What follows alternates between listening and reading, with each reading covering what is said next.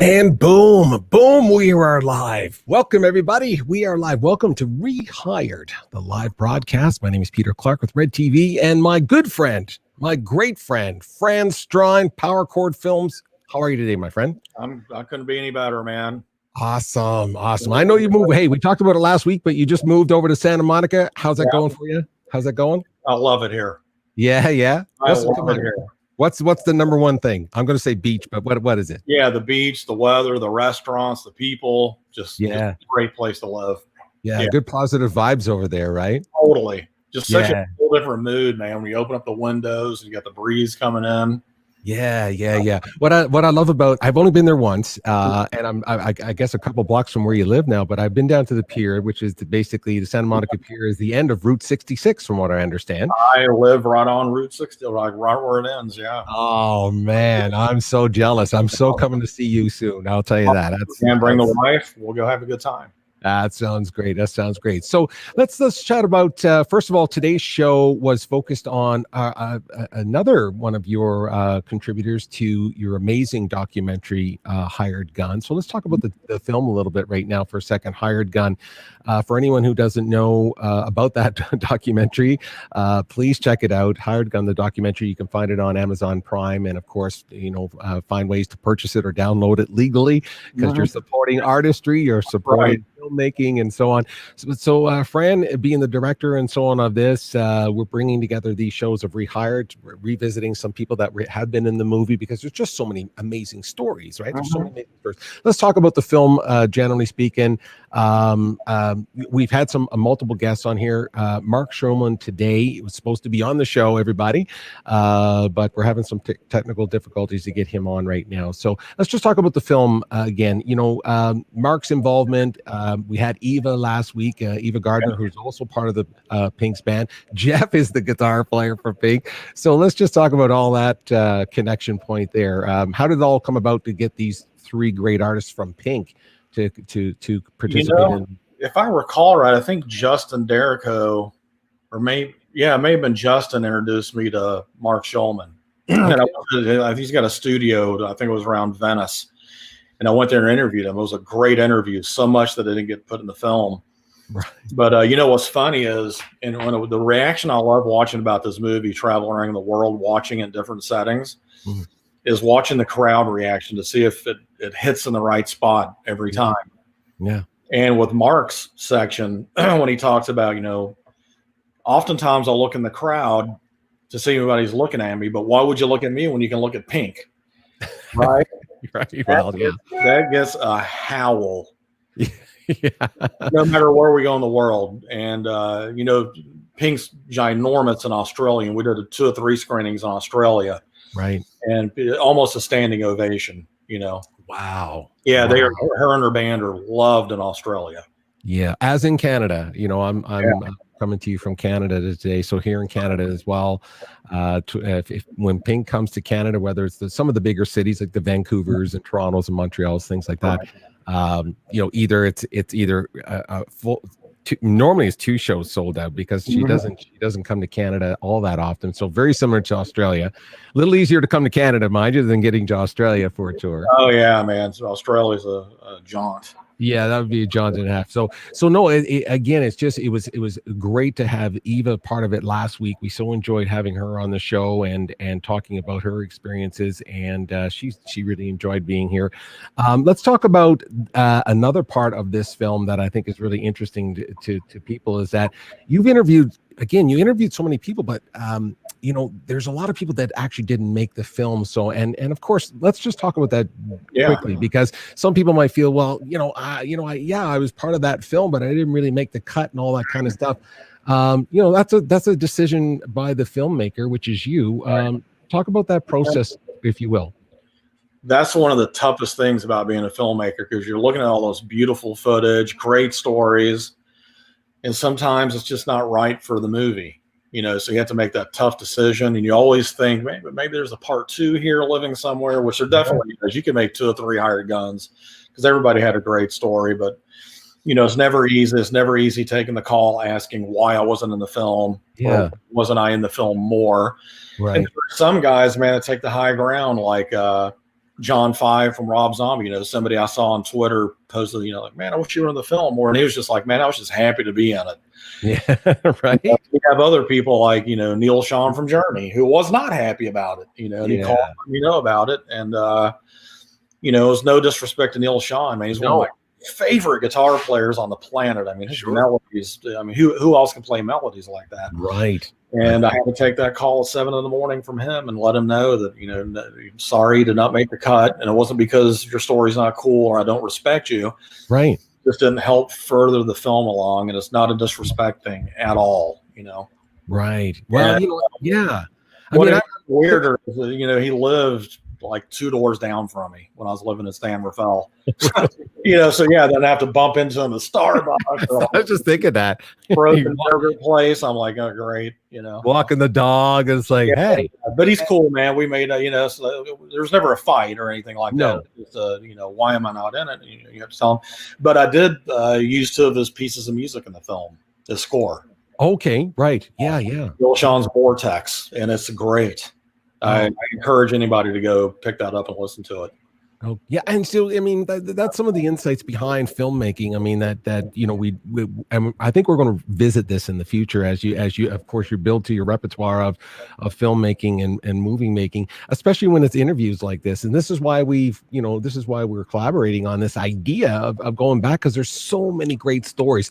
Speaking of great stories that come from Hired Gun, let's talk about your new film that, everything's been pushed out. Everyone knows what's happened for 2020. So everything is kind of pushed out to 2021, but you do have a new film that's coming out that is with one of the people that were in Hired Gun, of course, and one of your partners now with Power Chord, Ray Parker Jr. Talk about the new film that's going to be coming out a little bit, and the inspiration behind actually. Let's do one on Ray Parker, because people are thinking, the Ghostbusters guy. Are we going to do it? Talk about that. I got so much flack from that. They're like, man, your follow-up to Hired Gun, which was amazing, is going to be on the Ghostbuster guy. Right. And I knew a lot that they didn't know. The people that were questioning this move was that Ray Parker Jr. is not just the Ghostbuster guy. He leaves a legacy in his wake of superstars that he's either played with, produced, written for. So it's almost like a backhand a little bit, now I get pissed off when people say Ray Parker Jr. the Ghost. I was like, just watch the movie and you'll get it. Yes. I've been playing, since he was 13 years old with the Spinners. It wasn't just one day he woke up and wrote Ghostbusters and went back to bed. There was, 40, 45 years that led up to him even getting the phone call to make the song. Why do you think they called him in the first place? Right. Right. It wasn't just a shot in the dark. They knew his track record, and they knew that he was a talented musician, and and he was one of the last people they called because they were desperate, and he nailed it. That's a great part. Now, I unfortunately, for people that are watching and consuming this interview right here, is that I have had the pleasure of getting a sneak peek of it, and you're absolutely right. I mean, this was in a terms of releasing a major motion picture. This was like literally last second reaching out to Ray for a very particular reason about the title and the song, and they wanted to make sure that the name was connected, and Ray pulled it off. And the story behind that in the film is just amazing, just amazing. The other part I loved about what you did with this film, specifically with Ray, is that you shot it in a very interesting way. There was a couple scenes for me that jumped out, just cinematography wise, like cinematically. Right. Can you speak to that about it a little bit? Because you use not just video, just regular old digital. You went old school on this. Talk about that a little bit. Yeah, we shot a good majority of this on 16 millimeter, thanks to. Someone dinged you there. Sorry, everybody. So it's still real life here. I got to take emergency calls if something comes up. Sure. I got to give all the credit in the world to Steve Bellamy, who's the president of Kodak Motion Picture and Entertainment. He saw Hired Gun and saw the potential in me as a filmmaker, and thought that shooting with film would even elevate my career even more. He gave me a shot because shooting on film was very expensive, and he made it affordable for me because he believed in my talent. Right. And we were getting ready to go to Detroit for a week to shoot some really pivotal scenes for the film, you know, Right. about childhood and how he got beat up, and just explore his thing. Where we went to Motown. So I called up our executive producer, Ola Strom, who's now a partner with us and who financed the film, and had to drop a bomb on him that, hey, man, we need some more money because I want to shoot this on 16. I think we'd be doing the film a disservice if we didn't. And he trusted me 100%. He's like, if you think it's going to help further the film, then you've got the money. It's greenlit. Wow. So I had like a week really to find a DP that really understood the 16 millimeter camera format, and somebody that could really bring the vision to what I wanted to bring out in it. And I found the guy, and we went up there, and it was freezing. It might have been 9 degrees or 19, so snowing. And it was an old, airy camera with these old batteries. And the batteries only last like a half an hour anyway. But as everybody knows, in the cold, your battery shrinks. Sure. Absolutely. We had 4 to 5 minutes shooting time, and we only had 4 batteries. So we've got 4 minutes to get this scene. So everything you see in the movie was shot relatively quickly. Wow. What you don't see is like our PAs and everything putting hand warmers on the battery just to get another 30 seconds, Right. Every second, every shot counted. And while you're shooting that, if you can pull another 5 seconds out of it somehow, some way. Yeah. So we had a tremendous crew on this film, which I give a lot of credit to, man, because without them, there's no movie, Absolutely. No, I love the fact that you always say that. You always say that every time, even privately when we're talking, we always talk about the idea that it's very collaborative. Music, obviously, is very collaborative. Yeah. The concept of hired gun actually dictates the idea of collaboration, because all these great artists are out there, but there's this core of people that everyone knows in the industry that really supports and helps them, whether it's in the studio or whether it's on the road. And which is also an interesting distinction that we've been learning about as you watch that film and other things. You might be in the band that's actually on the road with the artist, but you've never recorded with them, or vice versa. It's really, really fascinating. Now, going back to some of the things you've done with this film as well, Skywalker sound is listed here on the cover as well, on the promo here. Talk about that, because yes, people, that's the same one. Talk about where you did the sound for this film. Yeah, I mean, if you would have told me when I first started even doing any of this kind of work that I'd be able to mix my sound at Skywalker Ranch, right? Skywalker Sound, I would have told you you're crazy, but I've now done 2 films there. It's the best sound facility on the planet Earth. It's where obviously Star Wars and all the Pixar movies and, Top Gun 2 was being mixed there when I was there, so I got to see Tom Cruise come in on a helicopter with Jerry Bruckheimer, and come on, you just have pinch me moments, man. The first time we were there with Hired Gun, I run into Steven Spielberg and J.J. Abrams, and that's great. It's incredible. So to be able to mix our films there, because to me, sound is just as important, if not more important, than the look of the film. 100%. And we had the best sound mixer. Scott Lewis is a genius, Right. He did both these films, and it was just it was incredible. Oh, that's amazing. And the experience of just being there. Yeah, right. Behind it, and the mystique. And sure. So many people ask me, like, well, what's it like there? I'm like, well, whatever you imagine it's like, that's what it's like. Yeah, a little better. A little better. Because you're really there. Yeah. It's really what's really cool about Ray's story as well is that I love the idea. Like, for example, we did a show here, Rehired, and we did a Q&A with Ray. Wow. And what was fascinating about that is that we didn't even talk to him about Ghostbusters. I mean, that's how much this history is so rich. Yeah, there's so much story in there that Ghostbusters is just actually kind of part of it. And you can, it's kind of just one of the verticals of the storyline. It's just one of the different stories that are. Well, what I tell everybody is like Ghostbusters is his biggest accomplishment, but it's just a ping of what he's really done in his career. Right. He's regarded like one of the greatest guitar players alive, which he is. I mean, I'm in the studio with him quite a bit. Yeah. And he still plays every day. He records every day. So he'll just pick up a guitar and just start playing. And he's just so clean. And he's a big guy, man. He's 6'4". Right. I forget that. Gnarly hands. Yeah. And he's just like crystal bells when he strums. Right. I know. We got to get him back on here. We got to do some stuff. Yeah. because you're right. You know that you just mentioned that anytime you watch him play, you see his hand holding on to the neck of a guitar. It's just like, wait a minute, is that guitar really tiny? No, that's a big guy. So maybe we'll do a recap of the Zurich Film Festival trip. Well, let's talk about that. I mean, I know you have some great things coming up to talk about for this film. Who you going to call? And for anyone tuning in, by the way, anyone tuning in right now, yes, this is the Mark Schulman. we're supposed to have Mark on, and we're having very technical difficulties. We're not connecting right this second. So if we can't get that done in the next few minutes, we'll definitely reschedule. Just want to let you know.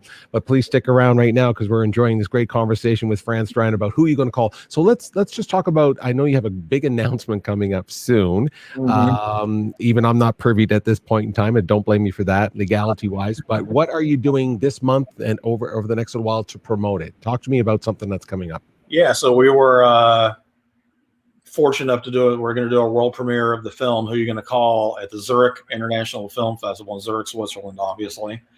And we were granted permission from the Secretary of Health or whoever got us in there for Ray and I to come in person and be part of the festivities there. So we fly to LA at 7 a.m. on the 22nd of September and return back October 5th. And there's just, I looked at our itinerary yesterday that they sent us. I mean, we're busy every single day. And Ray's actually playing a few shows out there too. No. Oh, yeah. Oh. Not only that, but, everybody knows the Montreux Jazz Festival in Montreux. Right. Well, anyhow, they've partnered with the Zurich International Film Festival and are kind of co-sponsored in there and part of the festivities as well. So it's kind of a 2-for-1. Yeah. And I mean, I went to the festival last year. I'd never been to the Montreux Festival. And it was incredible, man. Right. Incredible. It's just a beautiful place. So much history, just gorgeous. I recommend everybody go if you ever get the chance. And to have, to have Ray over there for one thing is very cool. But again, having him to be able to kind of take a guitar out and talk about some of the things that are in the film, right? Because when people understand the body of work that we're talking about here, starting at a young age of like 15 years old and so on. I mean, Stevie Wonder and Marvin Gaye and all these beautiful pop songs, of course, radio and all this kind of stuff that he's done. Ghostbusters then just becomes part of the story. So having him over there, being able to jump on a guitar and just tell those stories I mean, come on, man, that's going to be awesome. Okay. Hey, you need a videographer. I'm right here. We actually do need one over there. There you go. Right there you go. That's exactly what we need. Now, some other people that we've talked to. Mark is a drummer, obviously, but Kenny was in there. Kenny Aronoff is another friend of ours. Anytime I mention the name Kenny Aronoff to anybody that knows him, is like, where's the guy get the energy? Right? He's just he's like an Energizer bunny. Yeah. And I love it. I've been around that guy from early in the morning until wee hours in the morning, and he never turns off. Ever. Yeah. I've never seen him tired. Never saw me on. Yeah, I must say, like I've done a few interviews with him as well, and we do some things on his page and so on, and it's just so much fun to have him. I'm just curious again, him in the film with you. I mean, that was a big part of the film as well, that you had Kenny in there. Yeah. I mean, Liberty was in there, and that's the other thing. Liberty DeVito, we don't want to certainly jump over that as well. You had some really, really big names in the drumming community, but Kenny was in there and so on. What did it mean for you to have Kenny in there? And we definitely got to get him on the show somehow, some way. Yeah. So I've known of Kenny for years. I mean, he's always had those signature sunglasses, so that's kind of like his thing, right? Yeah. So he's so identifiable, and anytime you watch the Grammys or anything, like, he's always playing with a superstar. Right. And one of the cool things about Hired Gun, I look at these musicians as they're the superstars to me. Yeah. And it just trips me out that I get to interview some of these people, Yeah. Whether it be, like Rudy Sarzo, right. I've been watching this guy since I was a teenager, like in concert, like in person. Yeah. Steve Vai. I remember seeing him in David Lee Roth's solo band at the Omni in Atlanta, Georgia. And I got to interview him for 4 or 5 hours, and he's another guy that was really cool because he's in the movie for 10 seconds. Wow. We should do something with that. I'd love to reach out to them. I'd love to have that conversation. He just was just like, man, I was just thrilled to be in the movie. I'm just glad I was asked to participate in it, Yeah, see, that's classy. That's classy stuff. I like that. Classy stuff. Now, the reason why it's pinging everybody, Fran is literally in the middle of some really cool stuff with his new movie. So, I am. I'm going to be very respectful of your time right now. So let's just, again, right now we've been working on trying to, we won't be able to get Mark on, so we apologize to everybody who's tuning in right now for that particular show. We'll figure out something in the future, and we apologize for that. But we certainly want to be respectful of everyone's time and so on. So let's just talk about some of the things. What I'd like to throw out is the idea that we just need a couple more. I would love to get. We're doing a great job with bass players for some reason. Yeah. We have had drummers and so on. We need a couple great guitar players. Give me a couple people. Let's do a shout out to them. I think we should get Jeff from Pink for sure, right? You mean Justin Derrico? Oh, Justin. I'm sorry. Hey, Justin. Sorry, I'm looking at some of the names. I get him at his house. I was like, could you just play some? I look at him as a pop guy, right? Right. And he took the guitar and just started shredding like I've never seen before. Right. Yeah. And just so good. And I remember watching the movie. We did a private screening at Ray's house with Steve Lukather, Jay Grade, and all these monster guitar players. Yeah. Right. And they are like, man, look at this guy's fingers are like tarantulas, just long and bony and just all over the fretboard. They just were like in awe. Right. And he's also the guy that Richie Blackmore was drooling over in a Guitar Player magazine article. Right. You mentioned that he watched the film. He watched the film as well, right? Yeah. So I'd love to get Justin on. I'll reach out to him. Phil Lax. Yeah. Phil. And Phil is so funny, man, because I was sitting there. I remember during our interview, I'm very animated when I'm interviewing. So if they say something that blows my mind, you're going to see it on my face. Sure. Yeah. I'm like that. Way, you know what I mean? So after the interview, he goes, man, that was an intense interview. We both were freaking out. I'm like, dude, I had no idea you did all this cool shit, you know? Right. There were so many people that are unassuming. Like, I told him that Alice Cooper is one of my favorite artists of all time. He goes, I played on an Alice Cooper record, but I never got to meet the guy. I still haven't met him. I'm like, how do you not met Alice Cooper? You know? So he played on the record. And he played on the record. Played on the whole album. Yeah. That's crazy. Yeah. Right? I think so maybe the same thing with Rob Zombie too. I know he played on a Rob Zombie record, but he played with Stuart Copeland from the Police and all these, just so many cool people. Oh, there are so many cool people there. Yeah. I'm just looking down through the list here. His guitar tone to me is pretty wicked too. Yeah, yeah. You know who I'd love to see as well is Nita Strauss. Speaking of beast, and what's cool about Nita, man, is she doesn't take it for granted that, because a lot of people, man, she's good for a girl. Bullshit. She's good for anybody. Good period. Exactly, right? She rips, man. So anytime that I hear somebody say to me, man, for a chick, she can rip. I was like, no, man. No, man. No. Line her up with some of this other guitar player. And there's not it's no coincidence that she's listed in these guitar player magazines, like in the top 50 guitar players of all time. Right. She's got her own signature series, Ibanez. I think she's the first female to ever do that. Not that matters, but right, giant step for other female musicians, to lead the way. So she's definitely a pioneer, man. I agree. That's what we definitely need to do that. I'm going to let them. While we're on that note, stay with me here. So the other person, I'm just going to send a note to see someone if they can come on now. Watch this. Can you join? Let's see if she can do this. Watch this. Just for fun, and we'll see if we can we'll grab somebody here. And we apologize to anyone who's tuning in for Mark. Again, we'll figure all that out. And it's another guy. Jumping back to the movie for a second, though. You talked about Steve Vai, Phil X. We talked about Nita, but going back to drummers for a second. Eric Singer. I loved his attitude in that movie. I love. Eric was he was an interesting guy. We interviewed him. These interviews, we do spend a lot of time. I do my research, and we talk to these guys 3, 4, 5, 6 hours sometimes. And what a rich history this guy's got, man.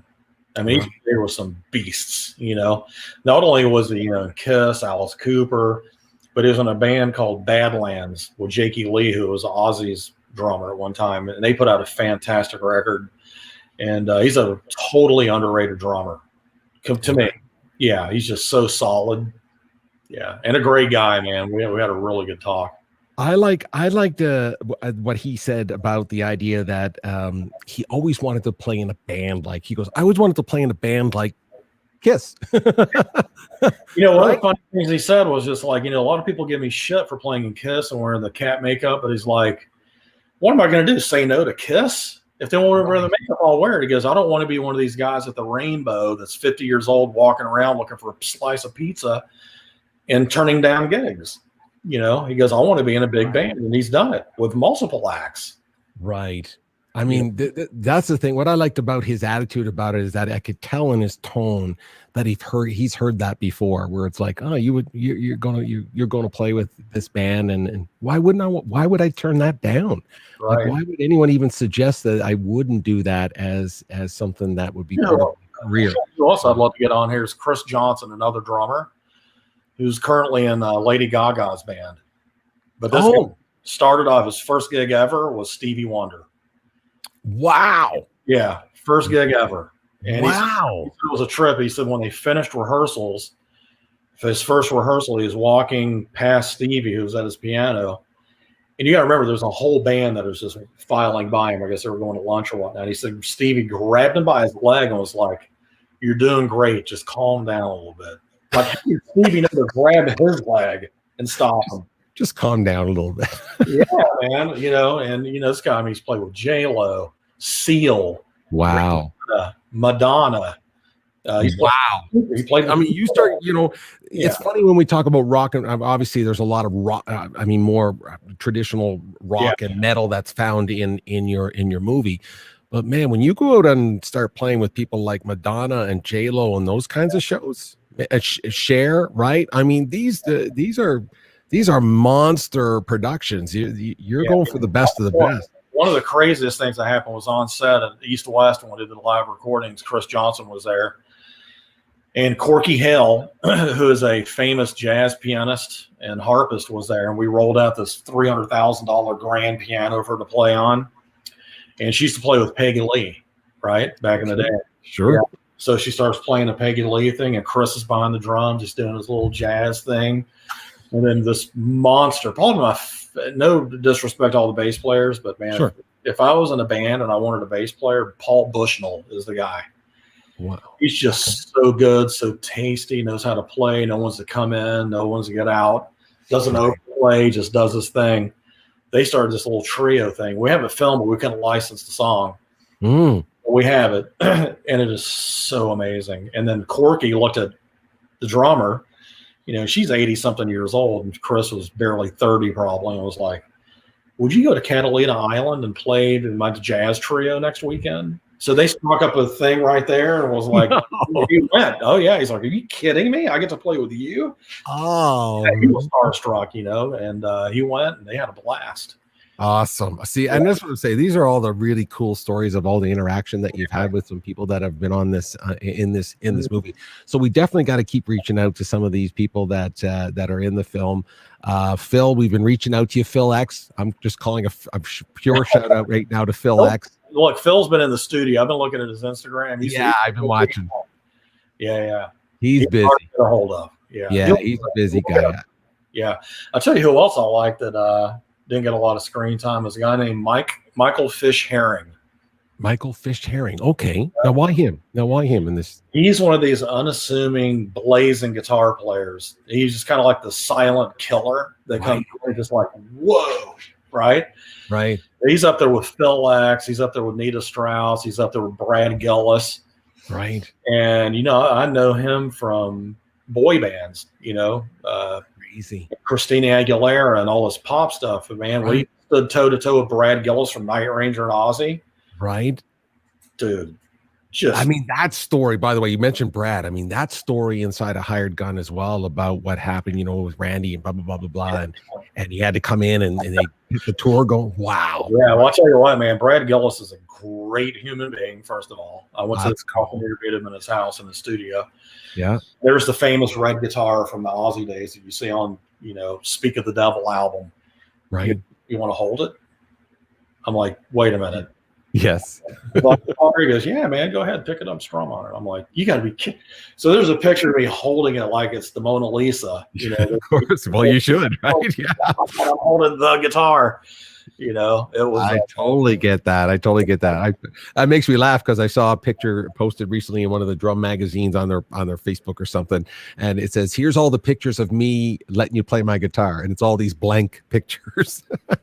Exactly. No, exactly. you know, I totally understand if a guitar player says, "Can you say, can I hold it?" You're like, "Yeah." Yeah. You know, I spoke with you know.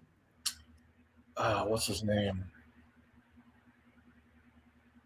I won't say until I All right. can remember it. All right. No worries. No worries. Phil Chung, is that his name? The Asian bass player. Gosh, I'm sorry. I'm drawing a blank right now. Who you're referring to? Sorry. Yeah, I don't want to make his name. I'll tell you now. Speaking of another bass player, I don't know. I'm going to throw out a name and see what you think. I'll just see what your reaction is. Right? What about Jason? Jason Newsted. Jason Newsted. Yeah, he's a dear friend of mine, man. Really? Oh yeah. Well, yeah, come on. We got to chat. Yeah, he's very selective, man. He might do it. You know, I was shocked that he did Hired Gun because he kind of, he kind of shut down for a while after Metallica. And sure. Yeah, but I reached out to him. I'm like, hey, man, you'd really be doing me a solid. Your story's so cool how you came into Metallica as a hired gun. Right. And it exploded into the biggest band. Is there a bigger band? Right. I mean, is there that are selling at arenas or stadiums worldwide? Right. And there's some, man, if I tell you what, people, if you go out and purchase the DVD or Blu-ray, you can get it on Amazon, anywhere you can purchase DVD, watch his behind the scenes stuff and the bonus material. Really? Okay. Blow your mind, man. The reason why he really left Metallica. Okay. I got to tell you, man, after our interview, it lasted 3 solid hours, no break, no pee break. And he was just digging in as deep as he could, just telling the truth, you know. Yeah. Sometimes telling the truth is hard and brings back, you know, maybe some PTSD moments. I don't know. But he was rattled after the interview, just drenched with sweat. Wow. He really had to go outside and just get some fresh air. It was the most intense interview we did. Sure. Just emotional. He was probably, I mean, that's, you know, I recognize we went places he hadn't gone before in years and brought scary stuff that he probably didn't want to face and talk about, but he was cornered to do it for the film. Sure. A lot of it, like I said, didn't make it into the movie, but you know, what are you going to do? But it's all there. You know, hopefully one day some people will get to see it. But if you really watch the behind the scenes on the Blu-ray DVD, you'll see what I'm talking about. It's absolutely. Well, you know, it's been a pleasure just to kind of revisiting it. If you've not seen it in a while, you have seen it before, I would revisit it again because I've been watching it. I've watched it probably 2 or 3 times in the last month or so, just to kind of refresh everything for conversation purposes. And every time I watch it, there's something in there, and I'm like, oh yeah, I got to talk to Fran about that next time. I got to start making better notes. Let's just recap real quick for Rehired so far. I mean, we've brought on some really cool people. You know, we started with Liberty, who was in the movie. Liberty, of course, Liberty DeVito, who's got a brand new book out, everybody. So check that out. Liberty's story in itself in that movie, you know, I don't know, could have been the catalyst of how he got back, you know, and talking terms with Billy. Right? He claims it. Yeah. You know, I mean, that's pretty cool, man, for you to be part of that down the road. Nobody's happier than me. I can just tell you that right now because I got to know Liberty really well and his family, spending time in New York with him. And, you know, that was a big part of his persona in his life and his life, everything. And so everything kind of revolved around Billy. And when he got the boot, you know, we don't, you know, none of us know really what happened. I can only speculate. And I told what I thought happened in the movie. But the fact that they reconcile and they're friends now. And I also spoke with Russell Javers, the guitar player, and he called me a couple of weeks ago. We spoke. Who we need to bring on as well, by the way. Oh, for sure. So he said Billy's reaching out to him now too, texting. You know, they're going through texts like, "Hey man, how you been? How's life?" How cool is that, right? No, I think that's a super part of the legacy piece for your film. I really believe that. I think it's fantastic. Of course, Ray's in there. We talked about Ray and the new movie that you have coming out with Ray. You know, Rudy. We had Rudy Sarzo on. Of course, I got to stop and talk about Rudy, man. He's you know, Rudy is. If he could be anointed sainthood, he would be the guy. Yeah, right. Man, I fell in love with him right away. And immediately after the interview, and he was early on, I'm like, this guy's a centerpiece of the film. Right. This is mojo, the way he treats people, the way his philosophy on life and the way he Yes. plays and everything else it really resonated with me. I'm like, man, if I could just be 1/10 of the guy that this guy is. And he does it without any effort. You know what I mean? He's just a sweet, humble, hardworking, knows when to get in and out of projects, and has done it right the whole way. He has no enemies. Guaranteed. Right. Yeah. It's funny you mentioned the way you're talking about Rudy's, because I have a couple friends that are close to me that are kind of watching what we're doing here, and who don't know necessarily all of the artists and what they call. I don't know all the characters, you know, that kind of stuff. Yeah. But they always go, that guy, and I'd say Rudy. They go, that guy. I really like, and they just picked up on his energy, like you said, his energy, which I thought was amazing. You know, he had this really kind, gentle soul. His spirit was really, really nice. So really, really love that interview that we did with him. So Fran, you're stuck on your frozen there, unless you're doing something really cool with me right now. Can you still hear me? I can't. Oh, yeah, sorry. I got you back. It's cool. You froze up. I was thinking, is he playing with me right now? Yeah, I'm like, wait a minute, what are we doing over there? I thought that was funny. So, but Rudy, I just loved that interview because, you know, we talked about we went into the spiritual things, spiritual conversation, and you know, meditation and his outlook on life. And man, I just loved how he responded to some of those questions and what we were talking about. David Olafson's another guy from Megadeth. Oh, right. Okay, he was on the Rehired as well, and when you think about the guy Megadeth, when you just hear the name, you just think of these conjuring devil, like evil. Totally. The coolest guy on the planet, great outlook on life, completely redesigned his life from the ground up, you know, after his sobriety. And, you know, he's another dear friend of mine. Like, we've known each other for a couple decades now. And anytime he comes to town, we try to have lunch. And we went to this place called the Ivy. It's kind of a highbrow place. And, you know, we hadn't seen each other in a while. It's like, let's do it upright, man. So in his town, who's a great kid. You know, he's raised 2 fantastic children, and his wife's rad. And I drool over her cooking pictures that are on Instagram. Yeah, right. Yeah. Right. So I must say, I was blown away. You know, and I mean this with every bit of respect. You hit it on the head when you think like co-founder of Megadeth. Okay, this will be interesting. and then I watched some of his interviews, and I was going, wow, this guy is cerebral. This guy is so thoughtful. Yeah. He's you know, again, super well spoken. I mean, he's literally could be the Howard Stern of rock and roll. There's no doubt about that. Yeah, he's great, man. Great. You know, he's just great. I really enjoyed that conversation. And of course, we just had, and we try to have Scott Edwards. Now let's talk about him real quick, because we got to come back to Scott Edwards. Scott Edwards is a bass player that we tried to, we kept if you go back through Rehired, you'll see that we left it up, and but we really had just a bad technical. I want to say that Scotty Edwards is probably the Nathan East before Nathan East. Oh, okay. Wow. Yeah, he was like that guy. He played on all the humongous sessions, all of it. Yeah. Now, I tried to get Nathan Easton hired gun, but we ran out of time. You know? Okay. Yeah. He's another really sweet guy. I've had a few phone conversations with him, and I really enjoy that guy a lot. Yeah, Scott Edwards. So we left it up, but Scott is just that old school gentleman. I just love him. You know, just he has these old cool stories. And of course, he played with Ray way back in the touring days with Stevie Wonder, and, you know, played on some monster hits. I mean, Gloria Gaynor, Donna Summer, blah, blah. It just goes on and on and on. And so we will definitely have him back as well. Another bass player, by the way. He's another. You know what other bass player I'd like to get on who did not, I didn't even interview him for Hired Gun, but we should bring him on just because of his credentials. And who's currently playing with for the past 11 or 15 years or whatever, is a guy named Freddie Washington. And he'll be coming to Zurich with us. He is currently Steely Dan's bass player, and has been for the past 15 years or so. Wow. Super cool guy. Wow. Easy to hang with, comes to Ray's all the time. And he's in Ray's band. Like when Ray goes to Japan, he goes to Japan every year to play Budokan or whatever for 5 nights in a row. Ray brings this guy. Right. He's a beast. That's just Listen, you play with Steely Dan. I mean, you got to be great. Yeah. Come on, right? Yeah. I mean, just even if you do one track or like, what's it like playing in Steely Dan? He goes, it's first class everything, man. He's like, wow.